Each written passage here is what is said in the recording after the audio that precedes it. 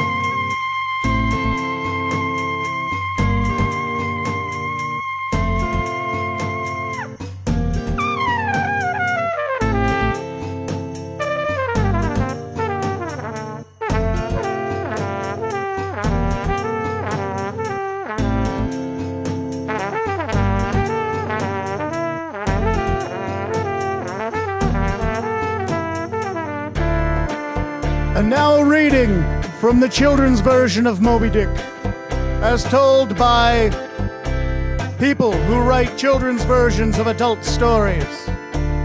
And Queequeg did say to Ishmael, "Dude, we're gonna need a bigger boat." And Ishmael did say, "Yes, Queequeg, we are." And they did go out to the ocean. And they did become very good friends. And that's where you find a good ship built out of friendship.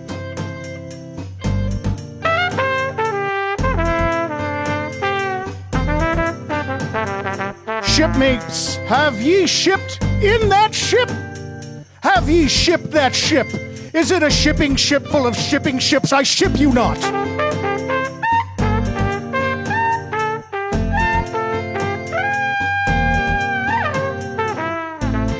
And the gulls did gull, and they aren't actual seagulls, they're herring gulls. And FYI, there's no such thing as a seagull. FYI.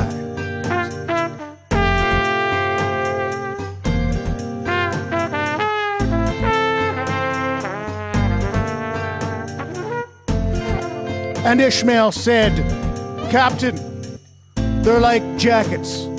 Better to sail with a moody good captain than a laughing bad one, because then everybody's just gonna get diarrhea.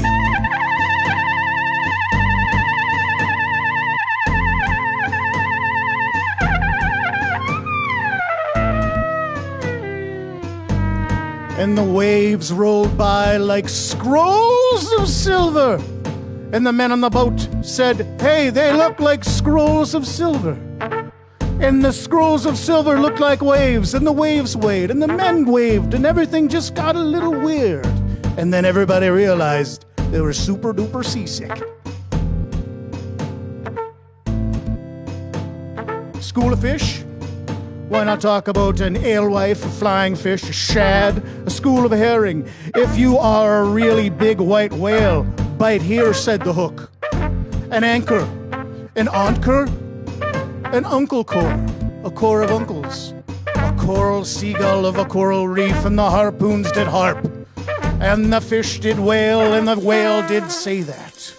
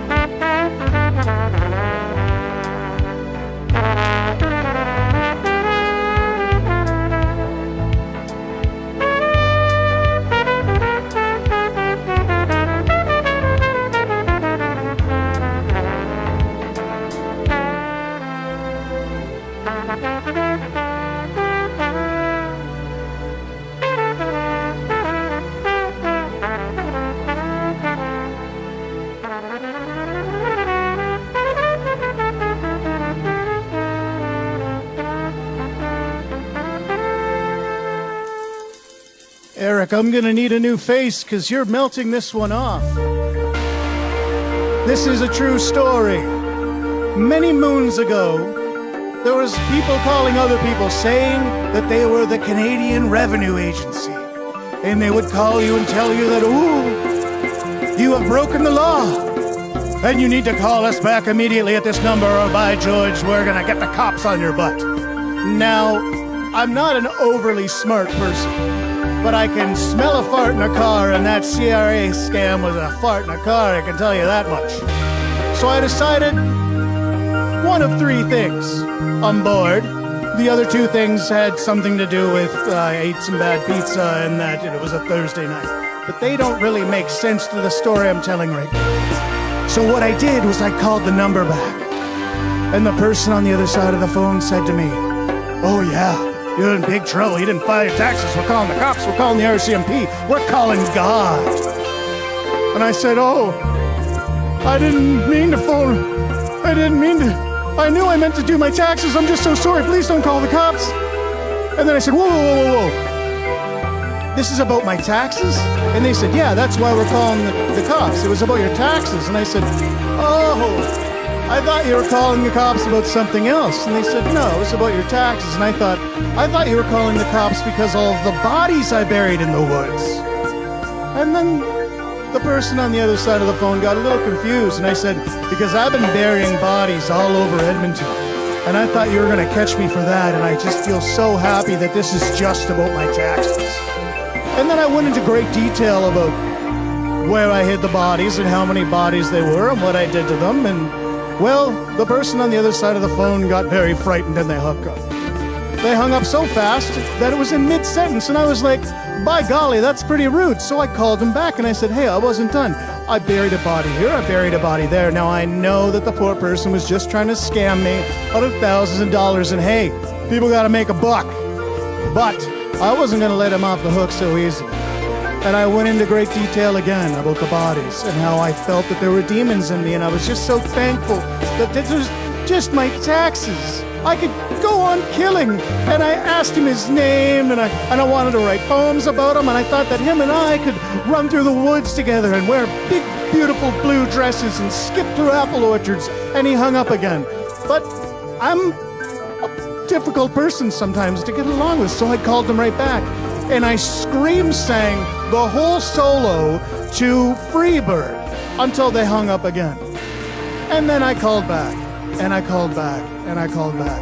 And by golly, if I didn't get those CRA scammers to block me. The moral of the story? I don't know if there is a moral to the story. I guess it's don't take crap from fools. I guess if it's you can smell a fart in a car, then have fun with the fart. And if that doesn't make sense, then nothing does. Because there's people out there trying to make a buck. And when they try to make a buck, they're going to try to take advantage of it. And I think that that's time when you get to have some fun and wreck some minds. Isn't that right, Eric? Wrecking some minds? And that is a true story. Everybody.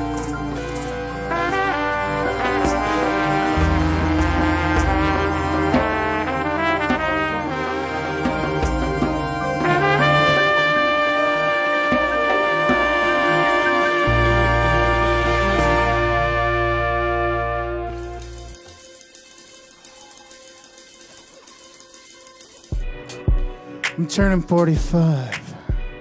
I think it's a nice number. I like to turn 45, but I'm only gonna do it once. What? I'm only gonna do it once?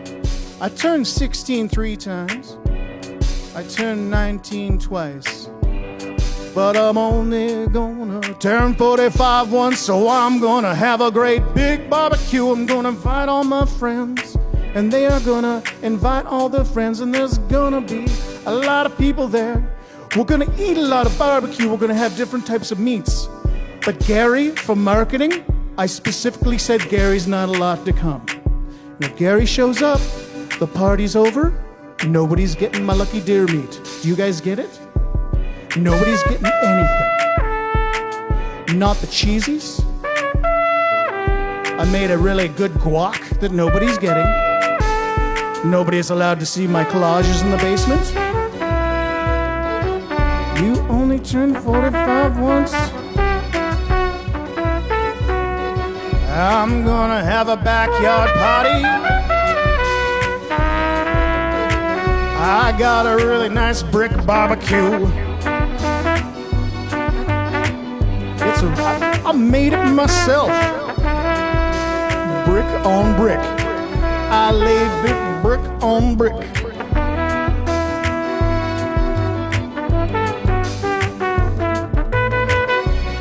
So, everything started really fun. But then, guess who showed up? Not only that guy from accounting,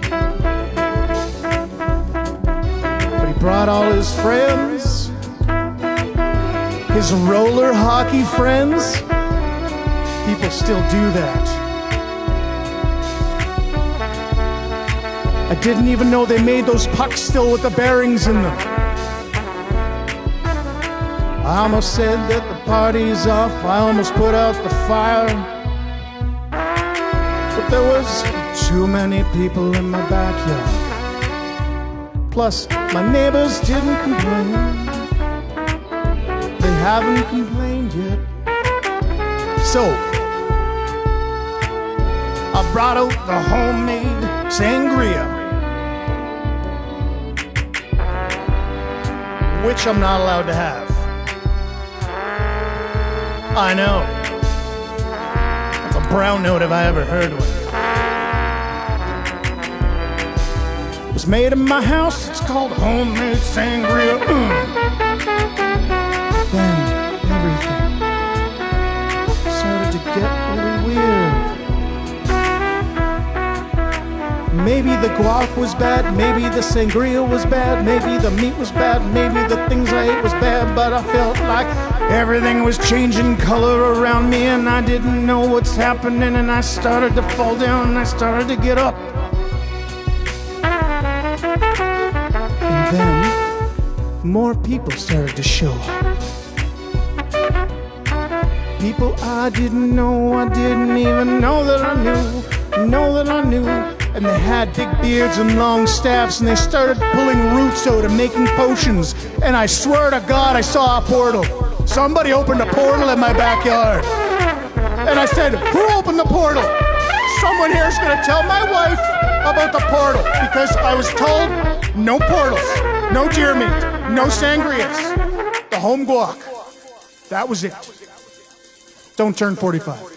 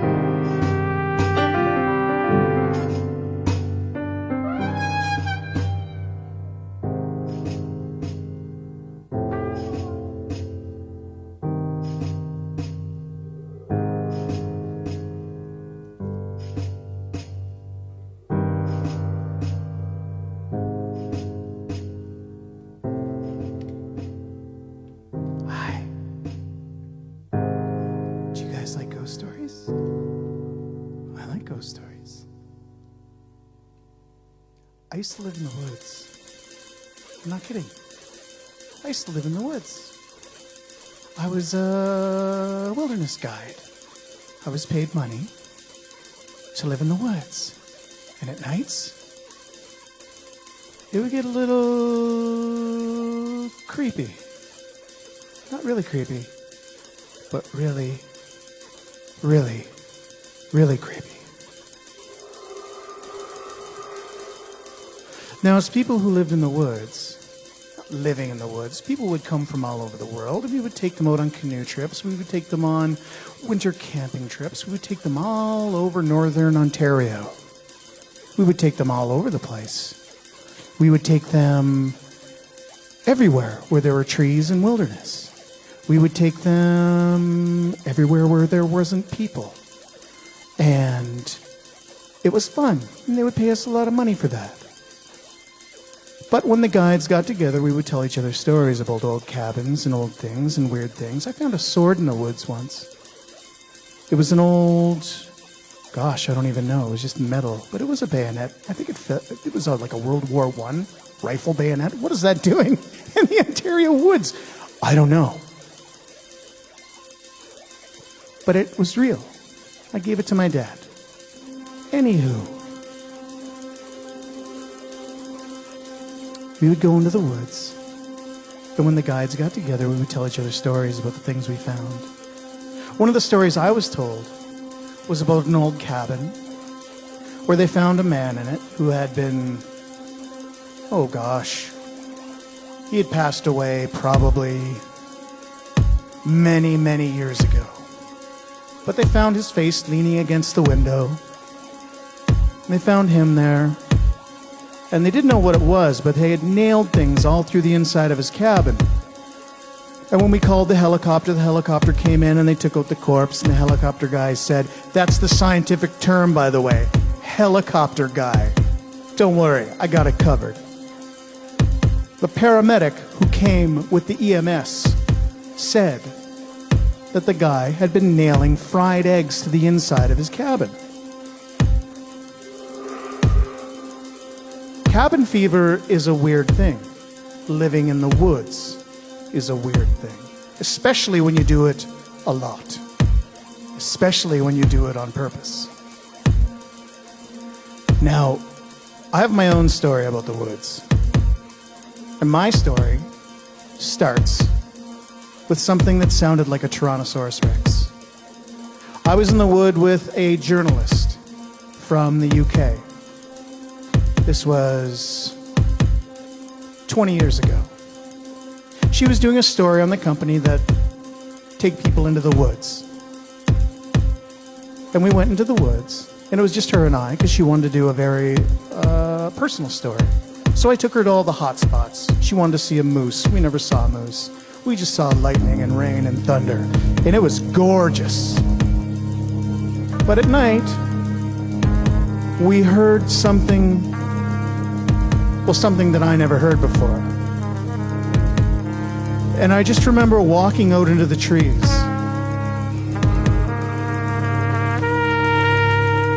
I would walk out into the trees because she was so scared that her scared needed a cape. She was super scared. And I walked out into the woods to find whatever the sound was. And I kept walking and walking and walking. And then I remembered, I gave her my bear spray. Guess who's got a thumb's a dumb idiot? This guy. But the sound was, I don't know, I've never heard it before. It was like a child lost in the woods that didn't know what the woods were, but it woke up in the woods and it was very, very scared. And it didn't know what to do. So all it did was scream. And it had screamed so much that it didn't have vocal cords anymore. Yet it just screamed through what was left of its shredded vocal cords. And I couldn't stop walking towards the sound. And the sound was getting louder, so I knew I was getting closer to it. And as I was getting closer to it, I saw marks on the trees. Like, not claw marks, but like rub marks. Like something was just having a go. Something was taking out something on the trees. And I just couldn't stop myself. I'm not a fast person. I'm not a very good sprinter. But I know how to live outside. But that's what I was telling myself. And that, to quote Plato, was stupid. But I kept walking anyway. I needed to see what the sound was.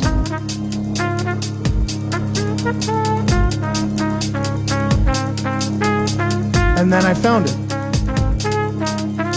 It was about the size of a Harley Davidson, like a big Harley Davidson.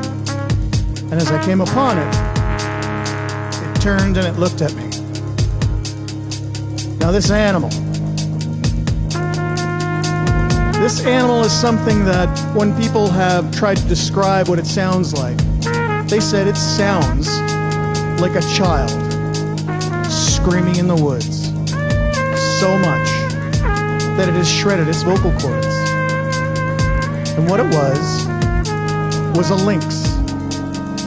And it was caught in a trap, and it was chewing its own leg off to get out of the trap. Now, I didn't know what to do at the time, but when it looked at me, I felt terror. I was so scared. And then I remember a story my friend told me about his dog. He had this great big dog. It was super big. It was really, really big. And so one time he came home and he found the dog on the top of his car, and it pooped and peed on top of the car, and then he heard something in the woods, and it was a lynx. This great big dog heard the lynx in the woods and climbed up on the car and pooped and peed out of fear. They call it fear pooping. People have done it before. But all I could do was look at this lynx. And then it chewed through its leg. And it turned on me. And I ran.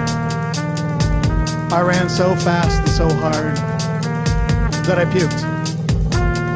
And when I got back to the tent, I said to the journalist that it was nothing. Because I didn't want to scare her. I didn't want her to feel what I was feeling. And this isn't a machismo thing. This is about two people at night running through the woods in fear. Someone's gonna get hurt bad. So, I moved our tents to the beach. I put our canoe up around us. I put our food bag out very far away. And I waited up all night for the lynx to come. I didn't think it did. Until the morning I woke up, I'd fallen asleep against the canoe, and there was a trail of blood around the canoe in our tent. And when she woke up, she got really good pancakes with blueberries in them. She also got some French toast, she got some sausages, and she got some cowboy coffee. And boy, did she ever eat that in the canoe. And then we left, and I've never been back to that island since.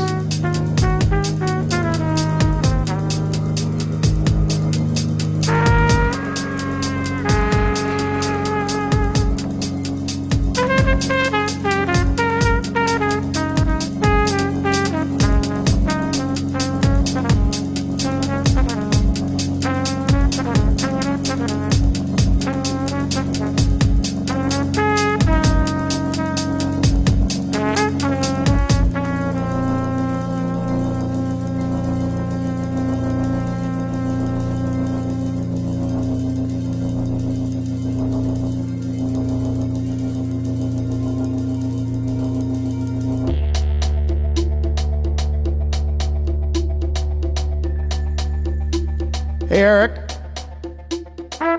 Something I gotta tell you. I read what you did in the paper.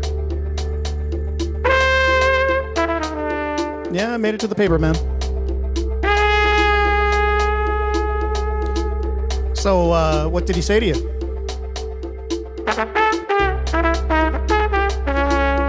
And that's why you punched him. So, I'm just saying, like, there's only a few times when I've heard that somebody has punched a police horse in the face. I don't think it's cool. I don't think it's cool. I don't want to hear it. I don't want to hear it. Yes, I know it. Yes, 500. Yes, there's a cop there. I get it. I know you're not a good puncher. I get it. It was a slap. He was working. What do you mean you're friends now? On Facebook? The police horse Facebooked you? It apologized to you? Huh, I never saw that coming. I know, right? So do you guys like brunch or what? What's his name? Captain Lavender? That's the best face horse name I've ever heard. No, it's a face horse if it's a horse on Facebook. Okay, he's a police horse still. I didn't want to... I'm not trying to undermine what he does. I get it. Okay. He didn't try to get that job. He was forced. It's what you do, man. You're a horse. There's 3 things you can do. You can be a racehorse. You can be a show horse. Or you can be a police horse. One question, though, Eric, and this is the important part. He doesn't have fingers.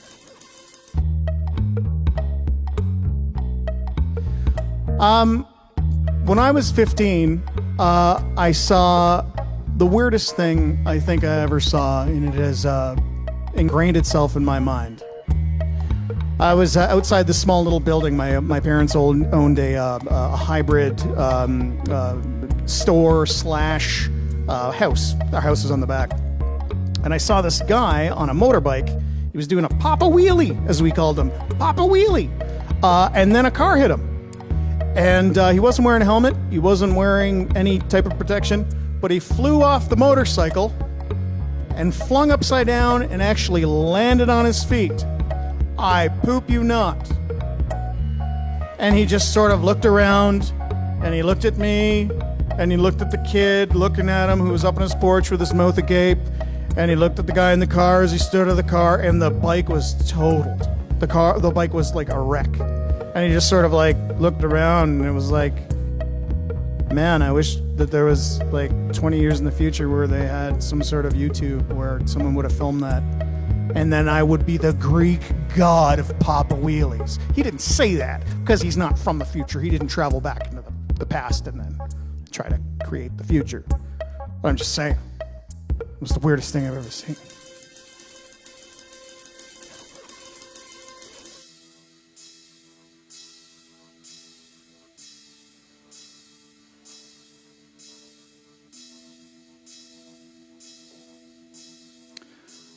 And now a reading from Angelique in Bobany.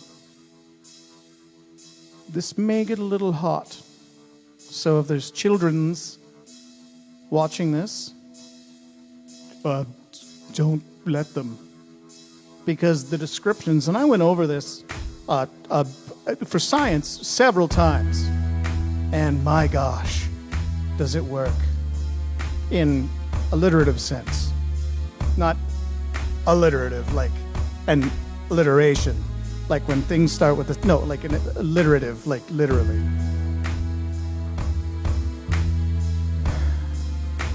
Angelique was something I didn't expect to read. I tried to find something nice, but I can't, because it was written in 1974. And, well, back then, there was a lot of, like, really nasty things written about women. So, instead of doing this, I decided to talk about my dreams. So, Angelique and Barbany. The first dream I ever remember having was there was a man and you could see through him. And in his belly button was my favorite Hot Wheels toy. It was like a red racer. And it was in his belly button. And I remember seeing it behind his belly button. I don't know how old I was. I don't even remember it was my first dream, but I think I was 3 or 4. And he held over his head one of my classmates. Yes, this is weird, but it's a dream. And everybody has these dreams. Okay? I'm not putting weird images in your head. They're already there. And I'm just having to acknowledge mine. And right before he threw her, I woke up.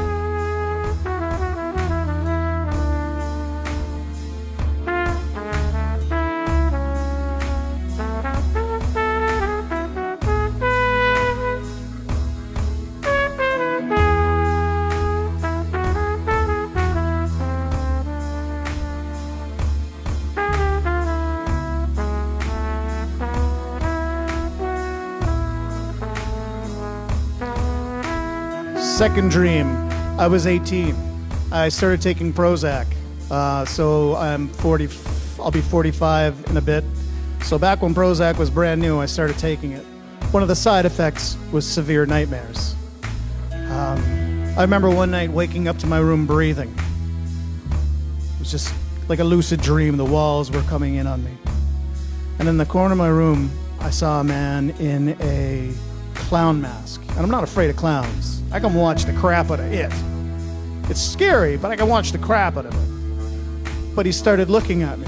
And he was in the corner of my room, and I remember turning after the walls stopped breathing, and we made eye contact. And his head started to move back and forth really fast. Sort of like when you look at a helicopter blade, and it starts to go, and he just moved back and forth. And then I felt lips on my ear telling me that, Trent, we could totally kill you right now.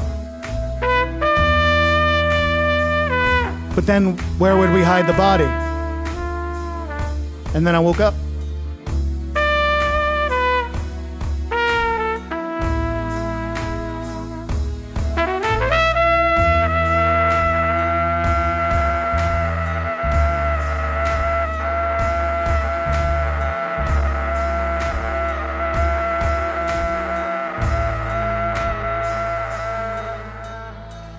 Third dream.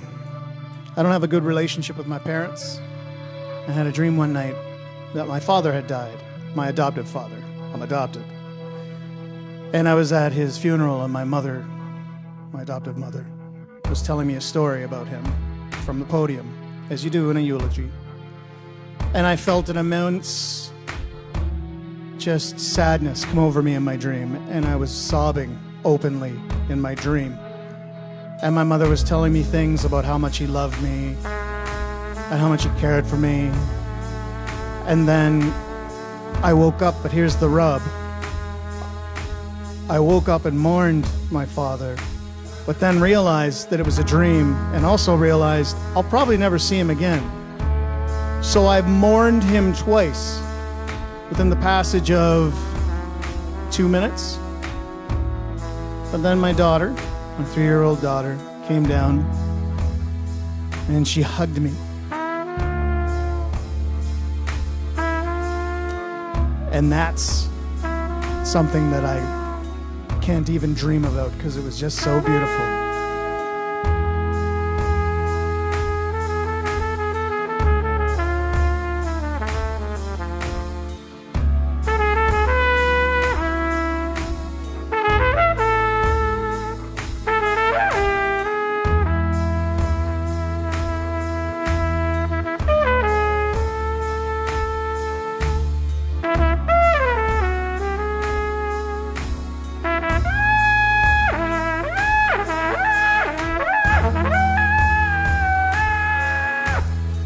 As you can tell, I have a thing with dreams. The fourth dream I'm going to tell you about was people were breaking into my house. Now this obviously was a dream because people weren't breaking into my house, but in my head people were breaking into my house, and I ran down to my kitchen. We got big bay windows and I saw a car drive up. There's not even a driveway there, but I saw a car drive up with 2 guys get out of the car, and I remember thinking, it's a dream, but there's people coming into the house, so I gotta go upstairs and warn my wife and my kids that people are breaking into the house. So I ran upstairs and everybody was sleeping, and I said, everybody, there's people breaking into the house. And in my dream, I woke up in my dream, and I thought, oh my gosh, there's a dream. I'm dreaming, but people are breaking into the house. So I ran downstairs, and people were pulling up in front of the house again. I was like, aha, I know what to do this time. So in this dream, I ran back upstairs, and I wrote it on the wall, honey, there's people breaking into the house. And then I woke up again, but this time I said, honey, did you see the note that I wrote on the wall? And on the wall it said, people are breaking into the house. And I ran downstairs, and there was 2 people standing in my kitchen. I said, I knew it. And then I ran in behind myself, and I said, did you put the thing on the wall? And I said, yes, I did. And then I woke up.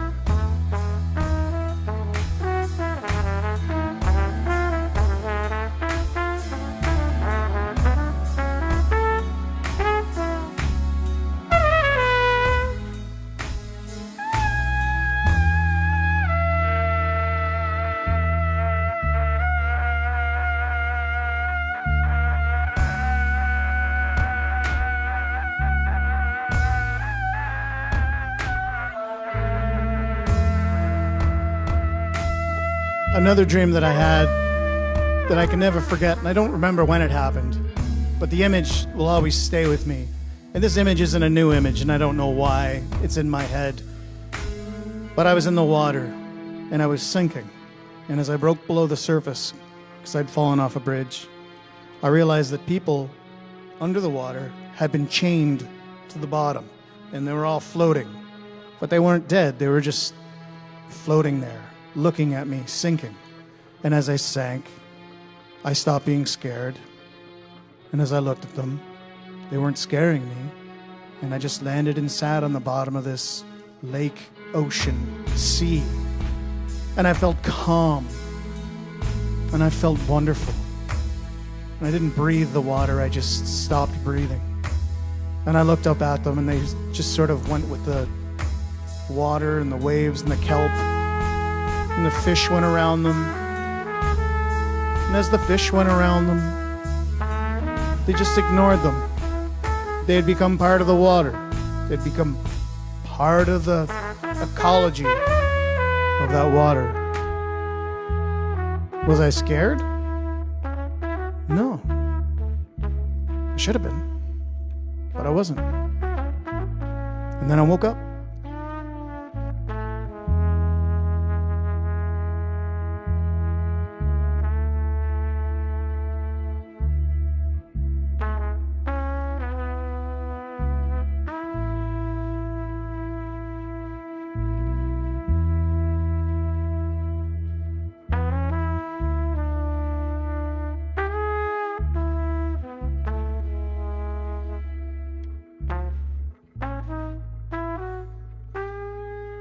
Then I had a dream. I taught Jason Kenney to dance, and then I realized, yeah, that's obviously a dream. He can't dance. Have you seen that video? Oh, you can dance. I've seen you. Everybody, thank you for watching our show tonight. I would like to thank everybody. I would like to thank you at home. I would like to thank the Yardbird Suite. I would like to thank Jacob. Jacob, if you could just clap. Jacob, could you do me a favor and just scream, "I'm the best"? That was it. That's it? Yeah. That's how he talks? Well, I can't. That's great. I like the way you clap, Jacob. Jacob, thank you so much for welcoming us in here. You were such a great sport. Eric, you're a great sport. I would like to thank, again, Nico Arnez, Stephanie Urquhart, and Peter Zawalski for having us tonight. I'm Trent Wilkie. That's Eric Weiden. We are virtually shaking hands. I wish you all the best and more. Stay positive, stay clean, and if you have people around you that you love, tell them that you love them. Good night, everybody.